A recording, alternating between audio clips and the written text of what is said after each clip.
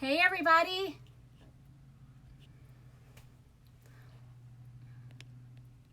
Just inviting some friends along today. Hey! Welcome to the business of hair. So I appreciate everyone joining us today for part 2 of the business of hair. Welcome. This is an open forum, so at any time, if you have questions, please type them and I will try to answer them as quickly as possible. I am Jessica Innella for Aloxi International, and I wanted to welcome all of you to part 2 of the business of hair. So, if you joined us in our last session, we were discussing different financial opportunities that were available for salons and for our industry. We then went on to talk a little bit about what we could be doing during our quarantine time. And I gave everyone some homework. So if you weren't with us last time, that's okay. You can always take a look on YouTube or on Facebook, and that's where part 1 lives. So, for today, we are going to focus on staying connected with our clients during quarantine, although I hear that in some areas we are beginning to open up. So we're going to extend that to not only staying in touch with your clients during quarantine, but after quarantine and building a marketing strategy. So again, for anyone just joining, that is what we are working on today. This is an open forum. You can post any questions into the comments section and I will try to answer them as quick as possible. And if you aren't joining us as this is live, you can always send a direct message to Aloxi Hair and I will answer it as best as possible, or put you in touch with someone that can, or you can reach out to me personally at Jessica the Beauty Series. So let's begin keeping in contact. Last time I asked you if you would please think about your 10 top clients. So even right now, think about your 10 top clients. Where do they shop? What do they do? What social media platforms are they on? Because all of us have different clientele. And if you didn't think about it, it's okay. You could think about it now. I wanted to introduce you to 3 of mine. So my first client is Barbara. And Barbara, she's a stay-at-home mom. She likes Pinterest. She's very crafty. She's always showing me her friends on Facebook and what their new haircuts look like. And then I have my friend Timmy. So Timmy is a super professional lawyer, and he's always on LinkedIn or Twitter, and he's trying to find out the next big business adventure that he's going to become part of. And then there is Lisa, and Lisa is a college student and her bank account just seems to replenish all the time. So Lisa's always showing me the latest hair video from Snapchat or whatever new TikTok video that she made. 3 very different clients that I have. But what I need to figure out is what platforms should I be using to stay connected with them? So I said LinkedIn, I said Instagram, I said Facebook, I said TikTok. You do not need to be on all of those to stay connected with your clients. And when we go through today, we're going to talk about 2 different types of platforms that you're going to work with and invest your money on. Your core and your fillers. Hey everybody, I see a lot of people joining, and we're just diving into how we can stay connected to our clients and build a marketing strategy. So when we think in the world of social media, there are so many different platforms that are out there, and you don't have to master all of them. What you need to do is figure out which 2 are going to be your core that you want to work with, and then what other ones will be your fillers that you spend some time on. So again, don't get overwhelmed. Social media is a crazy, huge platform that's going on right now, and there's so many of them. Don't be overwhelmed. There are so many of you out there that do social media and you do it well. And then there's people who are struggling, and I get a lot of that feedback when I go out to salons or do seminars. And if you've been to one of my seminars, give me a little thumbs up, because it's one of my favorite things is to show people how to maximize and become a marketer of their business and to stay connected with their clientele. So in our industry, there are 2 main platforms that you can connect with your clients with. Facebook and Instagram. And to dive a little bit into that, first, Facebook has 2.5 billion daily users. That is a lot of people on Facebook. Matter of fact, in the United States, 70% of adults are on Facebook. 70% of adults, 82% of college graduates are on Facebook. So if some of you right now are saying, oh, Facebook, it's for the old people, it's not necessarily for the old people. It's the younger people are on there too. They're kind of stealthy. They don't want you to know about that. So if you're looking to connect with your clients, and I just said that 70% of adults in the United States are on Facebook, guess what? You can probably connect pretty well to them. And there's a lot of different opportunities and platforms for you to connect with your clients with on Facebook. It's very different from Instagram. Are there similarities? Sure. There's pictures, there's words, but there are a lot of different benefits to being on Facebook versus Instagram, although both are your core ways to reach out to your clients during this time. So let's dive a little bit into what Facebook has to offer you in connecting with your clients. So first, events. Definitely you should be posting information on Facebook, whether you're closed, whether you're reopening. Part of the benefits of having an event that you can send out to everybody who follows you on Facebook is being able to make sure that people have seen it and that they can share your event. When we reopen the salon that I own, I plan on having a huge grand opening party if we're allowed to. What a great way for me to keep in touch with my clients and let them know about this big event of our grand opening. Makes sense, right? Also getting involved in the community using your Facebook too as well. So if you have a professional page, and I highly recommend that you have a professional page and a personal page.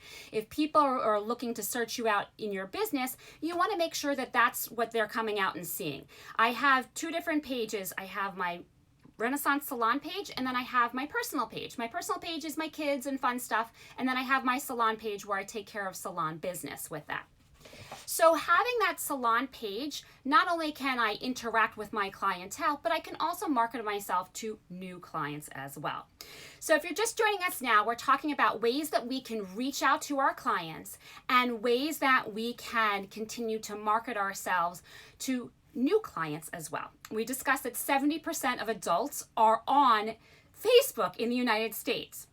And the average person, by the way, spends 20 minutes or more on Facebook per login. So you definitely have time to get in front of them and get in front of their face for that. So with Facebook, so we can make posts, we can make videos, we can let our clients, reach out to us about what concerns they have. Now let's be honest here.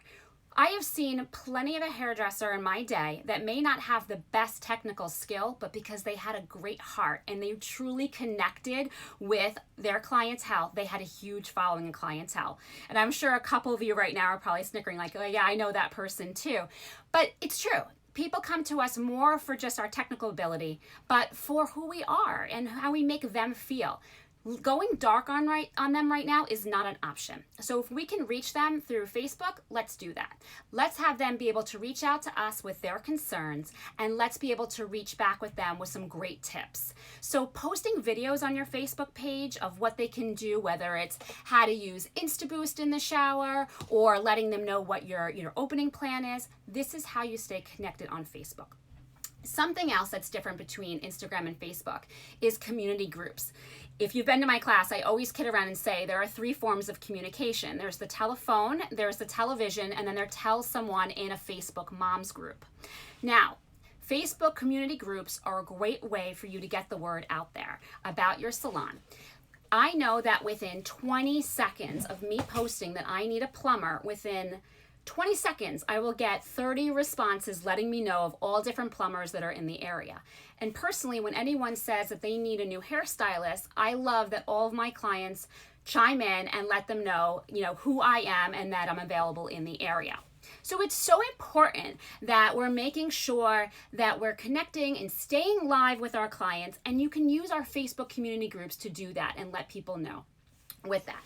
So being involved in community pages, having posts out there, connecting with your clients, and really updating people as to what is going on in your salon is quintessential in making sure that, they're part of this with you and that they understand what your plans are and what's happening. Because people are freaking out and wondering what is happening with their appointments right now. So you need to let them know what is going on. So I said core group number 1 would be Facebook that you would use to get out there with your clients. And core group number 2 would be Instagram on your clients. Instagram is the second most downloaded app in the App Store. So using Instagram to get out to your clients is really important. And so I know quite a few questions always come up about, what should a good Instagram page look like? And a good Instagram page has got to contain some certain information. And that would be what's called on your bio page. So on your bio page, you should definitely list what your business or your salon is about, your address, and ways that they can contact. So if you push my contact button on my Instagram page, it directly calls the salon, or you can go directly to our website. So that's really super important. You want to make this easy for people to connect with you. And when using Instagram, you have to do it right. That's very important.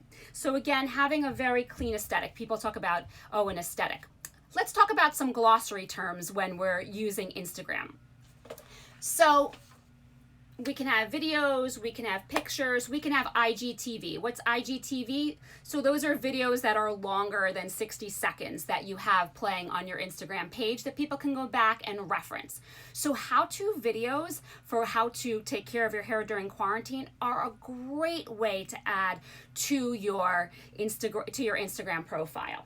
So aesthetic. People talk about, aesthetic. What should it look like? What should it look like? I'm going to give you an example of 2 different aesthetics. This is a good aesthetic. As you can see, hair, very, very clean. Individual staff photos in the center, hair on the side. Now here is the difference to a not clean aesthetic. Okay? All over the place and hard to follow. So while we have this time at home right now, and if you're developing your Instagram page or you have some free time to work with your Instagram page, this is a good time to start taking some of these tips and being able to put them into play. Really be able to make sure that you are maximizing Instagram to its fullest potential.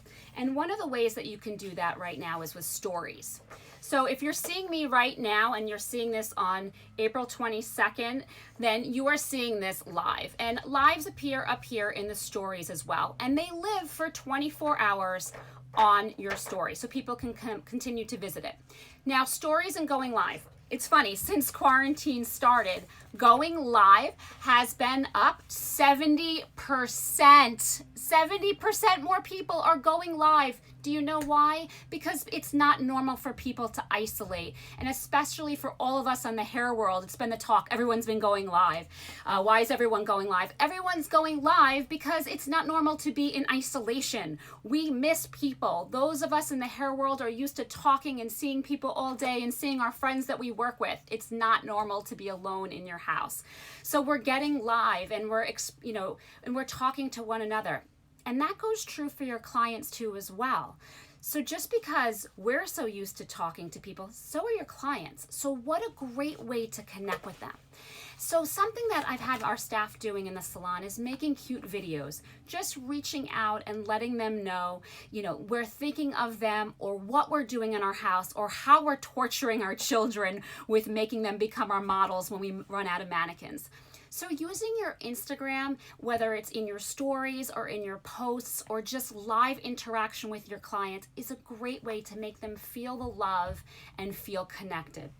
And I think that's so important, is that we have to continue to remember that it's more than just a haircut we give people. We truly give them a sense of feeling beautiful and someone to talk to. My girlfriend kids around all the time, and she's a psychologist, and says, how people listen to me more than they listen to her. Well, yeah, they come to us for unsolicited advice, basically, and they follow along with it. So we need to stay connected. So my goal today is to really show you how to do that with Instagram. So going up there and going live is important. And I want you to be sure that you're going up there, you're live. I'm live today doing this, although you may see this on YouTube or on Facebook, because after this, that's where these videos will live for you. But I want to interact. And for you as a stylist, why not announce that you're going to have a live session for people to come on and talk to you and ask questions? It's a great way to communicate and solidify that bond. And for those of us that are looking to market and market to new people, now's the time for you to work on that aesthetic, for you to work on that bio. Make sure your bio contains all of the information. So for those of you out there, I have a couple people who have sent me some messages on the side over here saying that you struggle sometimes with social media and understanding what some of it is. So there's two signs I want to bring for all of us in the 45 and over category. That is the @ sign and the pound sign. And I want to explain the difference for everybody. So the @ sign, or tagging someone is going to let them know that you're included. So if you're going to make a great how-to video about how to use something to cover up the roots, being an eyebrow pencil or makeup, or even our InstaBoost product to camouflage, your base or your roots as well, tag everybody that has been sending you a message about how to cover up that you're going to make the video. So that way they know to check into that video and that you are personally reaching out to them. Whenever I talk about consultation to a new stylist or your stylist who are struggling with consultation, I always talk about using someone's name. People love to hear the sound of their own name and that you should use their name 3 times. Well, what a great way to make your client feel special and important is if you're tagging them in something that you're posting, letting them know that this is you thinking of them and reaching out to them. So it's a great way to give that personal touch, even though you can't be in front of them.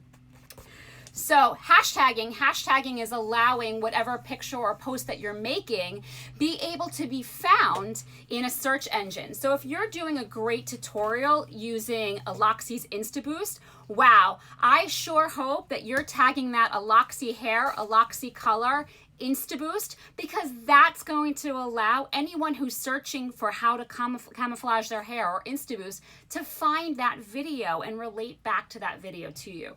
So those are 2 very important signs for those of us in the 45 and over group that may struggle with social media, for you to understand the difference between. So I hope this is helpful in, getting you to understand what some different ideas are in using your Instagram. So let's talk about some of the other avenues that you can use to connect with stylists. So I talked about my different clients, and if you missed my friendly clientele list over there, for any of you just joining in, I had my 3 different clients. I had my Timmy, my Barbara, and my Lisa, and all 3 of them are on different avenues. Timmy likes LinkedIn, and he likes a little Facebook and Twitter, so I need to be able to market to him. And then I've got, my Lisa, that's my college student with the never-ending bank account that always wants to change different colors of her hair, and she's playing around on Snapchat and TikTok and Instagram. And then, of course, I have my Barbara, who's my stay-at-home mom, and she's super crafty. She loves Pinterest, and she loves Facebook, and she's always showing me where her girlfriend's new haircut that she got and her friend posted on Facebook.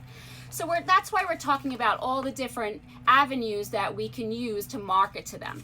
Now, remember, you don't have to know every single platform in social media. You need 2 cores. And I see Bob saying, we love Lisa. I know, I love Lisa too. When I was a college student, that account certainly wasn't constantly being replenished. But if Lisa's got plenty of money to change her hair color every month, I love Lisa too. And I need to figure out TikTok videos to market to her. So, you don't have to know every single platform on social media. What you need to do is have an idea of them and focus on your 2 cores. So you're going to figure out, how much time do I have a week? Personally, I spend about 30 minutes a day working on my social media, whether it be for my salon, for my Aloxi programs. That's how I have in my head. That's what I'm able to do. And I spend the majority of my time on Instagram and Facebook. And now I'm starting to dabble a little bit more. I have a hair board on Pinterest. I started making TikTok videos the other day, which was extremely exciting and fun. And I just feel bad for my children because if they're related back to it, they may be a little bit embarrassed, but it's fine.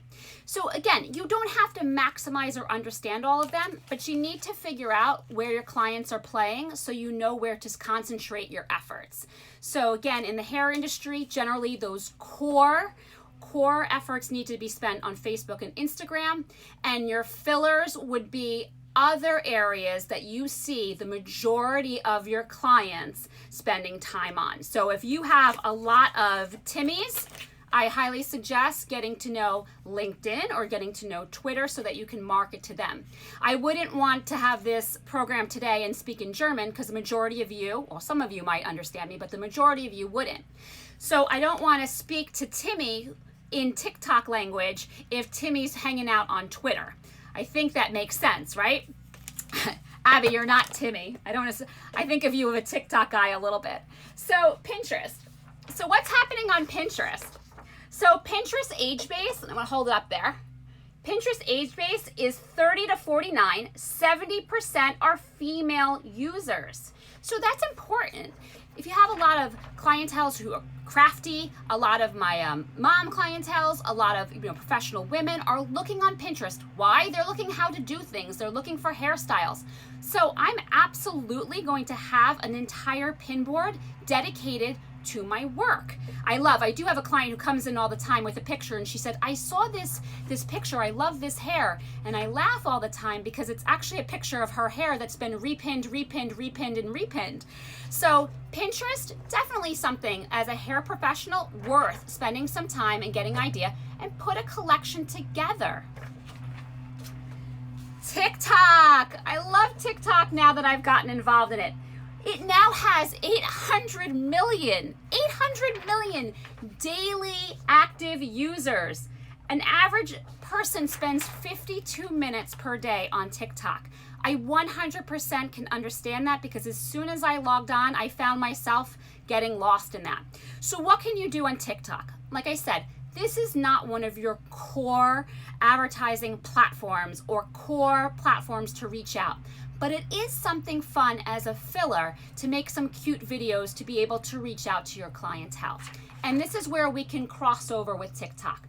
For example, I said I just finally got on TikTok. I made a funny video of myself in the salon, bored with no clients around. And I was able to share that to our Facebook page to let our clients know of how much I miss them.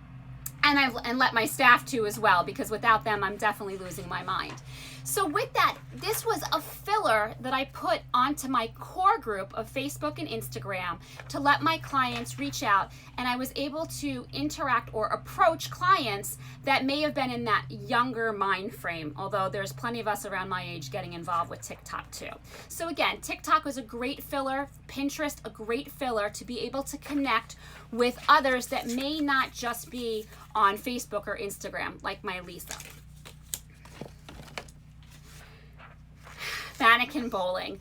Very funny. So anyone who has seen my TikTok, and by all means, please feel free to check out my TikTok, Jessica the Beauty series, because it's pretty funny. I lined up all of our developer and I did bowl with mannequins in my salon. So mannequin bowling, it could be a thing. Hey, it could catch on, but you saw it here first with Jessica the Beauty series. So next, YouTube. So YouTube, 51% of people who are on YouTube are looking at how-tos. So how-tos. So the biggest request that I'm getting right now from clients is how can they style their hair so that their fabulous roots, which is why my hair is pushed back today, is not being shown. So if people are going on YouTube to find how-to videos, so 51% are going on there to do that, well, great. I'd love to make a how-to video to show people how they can style their hair in a manner that's not going to show their white or gray hair during this time. So YouTube's a great avenue. Again, is it a core? No, it's a filler. And it's definitely a filler in which you can link that directly to your Facebook and say, hey, I put together this YouTube video showing everyone how to style their hair. Check me out on YouTube. So again, it's a cross promotion between your different marketing platforms that you're working with. LinkedIn. 76% of people age 25 on up are using LinkedIn. Why is this important? I'm going to give you a great example of why it's important is Timmy over here. So my friend Timmy, he plays in LinkedIn. All of his other friends that he works with also are on LinkedIn. So when Timmy says, hey, I have to get my hair cut, and Timmy's friend says, oh, who do you go to? Because I'm not really happy with the professional that I'm working with, Timmy is able to share my information very quickly to Timmy's friends on LinkedIn. So see why it's very important to have that as a filler. Very easy for Timmy to send referrals on LinkedIn. So I think it's a great way if you have a lot of highly professional, and we all have different clientele groups. You know, I have a lot of people 40 and up, not to say I don't also have their children too as well in their families, but a majority of my clients are 40 and up. They're professionals. I have a lot of lawyers, a lot of doctors, a lot of teachers, and a lot of law enforcement professionals. And that's the genre that a lot of them are playing in. So I want to make it very easy for them to share my information and not give out my personal phone number. You know, I'd much rather that they just share my profile on LinkedIn, keep it all professional, and then I can take that appointment from there. Snapchat. So Snapchat, 210 million daily active users. 53% of internet users ages 15 to 25 are on Snapchat. So what does that mean right now? That means if you have that younger clientele, or that's the demographic that you said you want to stay connected with and you want to market to, you need to learn and understand some Snapchat. You do not need to be there on all the time. I do not need to see pictures of you with dog ears and sticking your tongue out with rainbows coming out. But what you should be able to do is be able to connect with people, whether it's funny pictures with filters that you're cross-promoting. This could definitely be an avenue for you, for your fillers, to be able to relate to that clientele if that's what your target is for 15 to 25. Snapchat stories are great. You can take, and this a lot of times in the salon, my younger will take pictures of color corrections. And I always say we're going to have a ton of color corrections going back into the salon. It's going to be the Corona color correction epidemic part 1 as soon as we get back to the salon. So a great Snapchat story is going to be when that person comes in with new growth from here to here, orange from the at-home balayage, and some sort of level 1 on the bottom. And a great Snapchat story to keep people in all day is what it looks like before, what it looks like during the process, and all the way through. And that's the whole principle with stories. Principles with all stories, I call it the chocolate chip cookie principle. So if I had the best chocolate chip cookie ever in the world, and you're a chocolate chip cookie lover, or you just love chocolate, and I walked over to you and said, hey, I have a chocolate chip cookie. Here, take a bite. And then I took that cookie away from you. You want more cookie, right? So I'm going to walk back over and you're going to take another bite of that cookie, and I'm going to take that cookie away. And you want me to keep coming back until you finish that whole cookie. That's what stories are all about. People want the whole story. They want the whole chocolate chip cookie. And your goal to maximize your marketing platform is to have them keep coming back for the cookie. So color corrections are a great way to have your story and have people keep coming back and engaging with you. One of the questions I have right now is, what is an easy video editing app? I like InShot. A lot of times I'll use InShot, or I'll use Splice. If it's a lot of different videos that I'm putting together to make one big video, we'll use Splice. InShot is good for if you want to put a little music, you want to slow it up, you want to trim it down. You can use InShot for that. So InShot and Splice would be 2 of my suggestions for video editing. So stories, that's a great question. So how long do stories last? Stories are 24 hours. However, going back to my Instagram, stories can live on in your highlights. So here's my stories, and on Instagram, they're living for 24 hours, but I can park my stories in my highlights. So what's highlights? We're going to go on to Instagram. So highlights are these circles that you see below your profile. And this is my salon page. So we have our vivid color stories parked right here, our balayage stories parked right here, our product lines parked right here. And if I was able to scroll over and this wasn't a printout, you would be able to see all the different facets of color that we do in our salon. And we just take it right out of our story and we park it into our highlight so that it can live forever. If you have lives, you can record your lives in two different ways. After you get off a live on Instagram, you'll see two buttons up on the top. I think it's the top left corner, and you'll be able to save the video that way to your camera roll. If for some reason you're recording your live on your story and it's on your tablet, you can also do a screen record too as well on your phone, and that's going to be able to allow that story to live forever on your camera roll as well. And then you can use InShot to trim that down for you if you need to. So we are talking about all the different avenues that we can use to stay connected with our clients during quarantine, to let them know, what we're doing with our reopening and how to broaden our marketing strategy. So we've talked about core and filler platforms. Our core platforms in our industry are generally Facebook and Instagram, and our fillers can be whatever we feel our target clientele represents. So I have some that are LinkedIn, I have some that are Snapchat. So those are where I would spend a little bit of time and a little bit of money if I chose to, and Facebook and Instagram is where I would devote the most amount of my time and the most amount of my funds, because I know that's where my core audience is. So I hope I'm being informative to everyone today with that. And then you have good old Twitter too as well. And that's generally 44% of 18 to 24-year-olds are using Twitter. And right now where I think that can be important, if you are an active user on Twitter, not great for political arguments, but it is totally great if you're wanting to reach out and give quick blurbs about maybe some new information about when you're opening or different procedures. So everything that I've just gone over, all these different platforms, all go back to the most important way for you to communicate, and that's your website. So I can give you 1,000,001 different platforms that you can work from, but they all generally steer back to your website. So right now, if you're in quarantine or if you're opening, get your website up in gear. And if you don't have a website, it's okay. There are plenty do-it-yourself sites that you can work with, such as Weebly, Wix, which is Wix, or Squarespace. And those are do-it-yourself websites in which you can be in control of your own content and edit your own website. Why is this important? Number one, 70% of consumers will go to your website before they even check out you as a salon or you as a professional. But majority of every one of the social media platforms that I just discussed go back to your website. And you want to make sure that you have it update. So if you're someone that's in control of it, this is a great time to work on your website, whether it's updating team profiles or your own services that you're offering. But if you're not in control of it, reaching out to that person. But this is a great place that if people are sitting out there right now wondering if you're open and you're not able to answer your phone and you're not super proficient on social media, they're going to check out your website. So for example, the first page on my website right now lets everyone know that we're closed.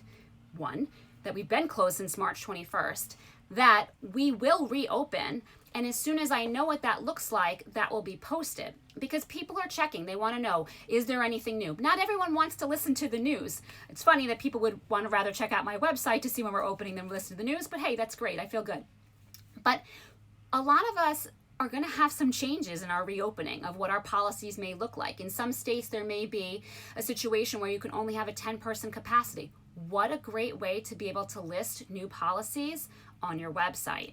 So every one of these social media platforms goes back to your website, and that's exactly what needs to happen. We need to have that updated. We need to have that information right there for your clients to be able to access. And if we've got downtime, which is something we never do, I use this example in my classes all the time.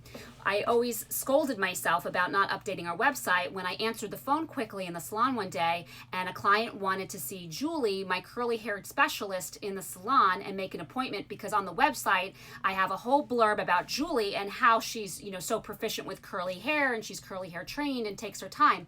The only problem is Julie hadn't worked in my salon for 2 years at that point.